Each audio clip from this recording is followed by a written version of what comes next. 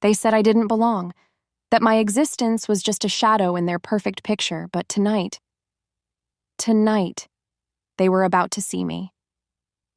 I stood at the edge of the glass doors of Lakewood Estate, heart thudding like a drum, the hum of lights and music spilling out from the grand ballroom.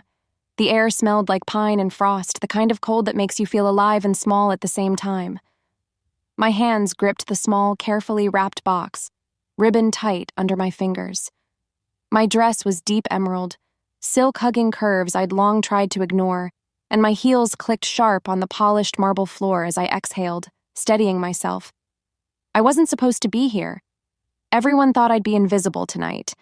My sister, Felicity, 27, the golden daughter, the darling everyone adored, had orchestrated this wedding with precision, an event meant to showcase her life's perfection.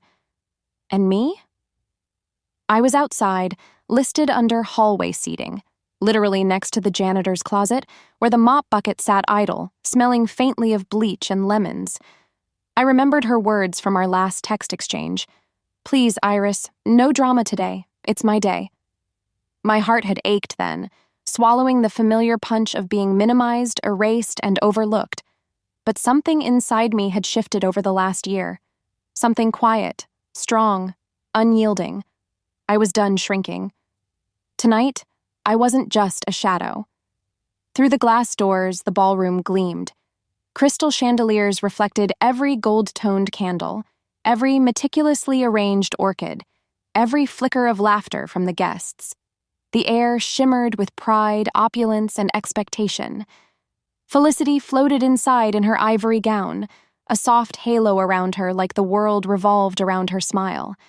Her new husband, Noah, tall, composed, smiling at the cameras, completely unaware of the storm brewing just beyond the doors.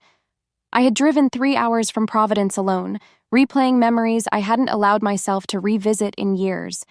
Childhood photos in dusty frames, report cards no one read, school recitals where applause came late, if at all. Felicity had always been first, brightest, loudest. And I had been the one who quietly cleaned up the pieces, fixed the messes no one acknowledged, smiled when no one noticed. Mom called me practical. Dad said I was independent. In their eyes, invisible wasn't cruel. It was convenient.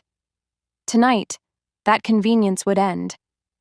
I set the small box on the folding table outside the service doors, my fingers lingering on the silver wrapping. Inside was a simple crystal frame, a folded note, and the proof of months of secrets carefully documented. It wasn't meant to humiliate. It was meant to reveal, to show the truth quietly, with precision, like the snap of a camera shutter capturing reality. Footsteps echoed behind me. A staff member wheeled a cart, laughter spilling into the hallway, and every time the service door swung, I caught glimpses of the chandeliers, the guests, the perfect life I'd always been excluded from. Then Felicity appeared, veil trailing, bouquet in hand, her reflection doubling in the glass. 2 versions of her, the adored one inside, the cruel one outside. "Well," she said, tilting her head, that familiar smirk playing on her lips, "looks like they finally figured out where you belong." Her words landed soft but sharp, like glass breaking quietly. I blinked. What's that supposed to mean? She smiled, the kind of smile designed to erase me. "You know the rules. You don't belong. You never did." I drew in a breath. The hallway smelled sharper now, of pine, frost, and cold anger tempered into clarity. I met her gaze. "Iris," I said softly, "there's always been space for both of us. You're the one who keeps shrinking it." Her eyes narrowed. "Oh, please, it's my day. Not everything is about you. You could at least pretend to be happy for once." I laughed softly, the sound dry, air escaping from a crack long ignored. "You made sure I couldn't even sit in the same room. What exactly am I celebrating?" The mask on her face flickered for a fraction of a second, a glimpse of something vulnerable. Maybe fear. Then it snapped back. Felicity straightened, chin up, aura immaculate. "You twist everything. Maybe Mom was right about you. You always make things difficult. Her words hit harder than I expected, pulling me back to the brown journal I had found on her vanity last Thanksgiving. Every page chronicled her life: first day of school, favorite meal, college acceptance. My name, my birthdays, nothing. It wasn't neglect. It was erasure. "I'm not difficult," I said, my voice calm, deliberate, ice under velvet. "You just don't like that I see things the way they really are." She rolled her eyes, the sharpness of it echoing in the hall. "You sound like Dad, pathetic, bitter. Face it, nobody needs your approval. Not here. Not ever." Felicity turned, veil brushing the marble, leaving a trail of perfume and disdain. I watched her go, feeling the familiar burn behind my eyes, but this time it was clean, controlled, purposeful.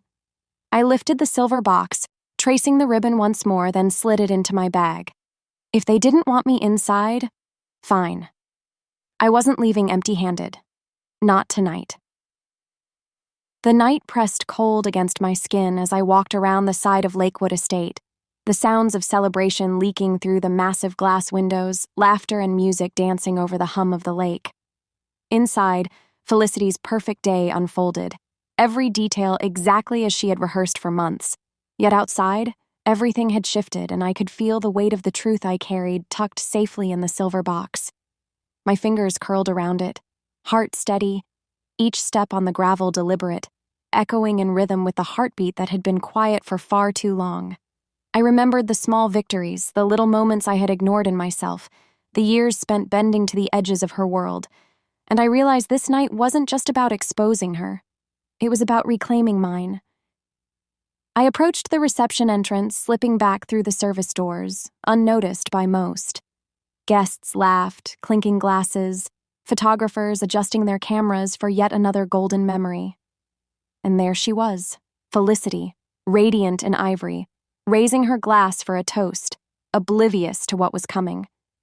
I moved with calm precision, placing the silver box among the gifts, my handwriting neat, deliberate, impossible to miss.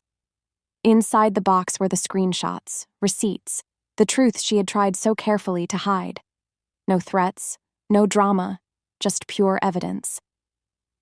I stepped back, checking my reflection in the polished floor, straightening the emerald dress that felt more like armor than fabric, and walked away from the table, exiting the hallway with the satisfaction of someone finally claiming her space. Moments later, a distant murmur rose from the guests as the box was discovered. I could hear the curiosity, the whispers, the sudden hush that always precedes revelation. Someone tugged at the ribbon, lifted. The lid and the frame and notes spilled into view. The room tilted, caught in that fragile moment of realization. Felicity's laughter faltered. Her smile wavered. She froze, eyes darting to the screen-printed messages and receipts laid bare in front of the crowd. The violins hit a wrong note, glasses trembled in hands, and for the first time, the world she had built began to crumble quietly but irrevocably. Who sent this? Her voice cracked, brittle and sharp, betraying the mask she had worn so carefully. I stayed hidden in the shadows, letting the scene unfold. Her mother-in-law, Victoria, stepped in, her expression cold and precise. "I think you should read it all before you blame anyone," she said, slow, deliberate, almost judicial. The crowd leaned in, silent, sensing the storm. Felicity's face drained of color. Noah, composed moments ago, scanned every page with growing disbelief, jaw tight. "It's real," he said quietly, voice low but firm. "Dates match. Everything matches." The room was still. Only the faint hum of the chandelier lights filled the air. Phones were raised, camera flashes flicked on, capturing her shock in real time. Felicity's hands shook as she lunged for the documents, but the truth was faster, heavier than her attempts to control it. "This can't be happening," she whispered, voice trembling. Guests exchanged glances, the illusion of perfection dissolving before them. A single scream cut through the hall, high and sharp, a sound of disbelief, anger, and finally, realization. Felicity stumbled, her gown catching under her heel. Mascara streaked across her cheeks, a brittle crown fallen from her head. "Iris!" she shouted, voice cracking. "You did this!" I remained outside, chest steady, breath even. The scream I had waited a lifetime to hear, not for revenge, not for malice, but for closure, echoed across the lake, bouncing off the water, carrying the weight of every year I had been invisible. Inside, the crowd's whispers swelled.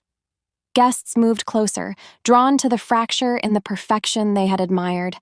Noah held up the annulment papers, signed, a quiet but decisive end to the life Felicity thought she controlled. Her protests fell flat, the elegance of her world shattering piece by piece. "You can't humiliate me like this," she cried. "I'm not humiliating you," Noah said evenly. "You did this yourself." Silence wrapped the room. Crystal clinked against plates as someone dropped a fork. Music ceased completely. Every eye was on Felicity, realization sharp and inescapable. Victoria exhaled slowly. "Funny," she said, voice calm, measured. "The only thing your sister did was tell the truth." Outside, I leaned against the car, eyes fixed on the illuminated windows, feeling the cool night air against my face. I didn't feel triumph. I felt relief. Freedom. The scream faded, swallowed by the night, replaced by a quiet I had never allowed myself to enjoy. My phone buzzed incessantly, messages from my parents, numbers I didn't recognize, calls piling up like they expected a frantic explanation. I didn't answer. Tonight, the silence was my victory, my affirmation. I slid into the driver's seat, started the engine, headlights cutting through the darkness, and as I drove away, the lake's surface shimmered under the reflection of broken chandeliers and a crumbling facade.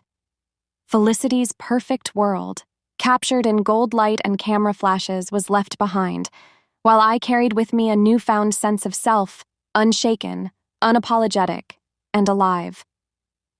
When I reached my small apartment in Boston, the city was waking, streetlights dimming under the morning sun. I placed the dress carefully on the chair, emerald silk still gleaming, the silver box resting on the counter. I didn't open it again. The work was done. Outside, the city buzzed with life, but inside, I felt peace. For the first time, silence didn't mean being unseen. It meant being free. I poured a cup of coffee, watched the sun rise across the skyline, and thought about the lake, the scream, the hallway, the truth. I thought about how sometimes the loudest moments aren't the ones made with sound, but the ones made with steps taken, decisions made, courage claimed. If you've ever been ignored, pushed aside, made to feel like you don't exist, know this. Walking away isn't weakness. It's strength. It's liberation. And sometimes, the most powerful thing you can do is simply leave a room knowing that your presence was never truly invisible, and your truth will find its way. Like, share, and comment if you've ever taken your life, your happiness, your voice back from those who tried to erase you. Let the world know. Silence can be your armor, truth your weapon, and freedom your victory.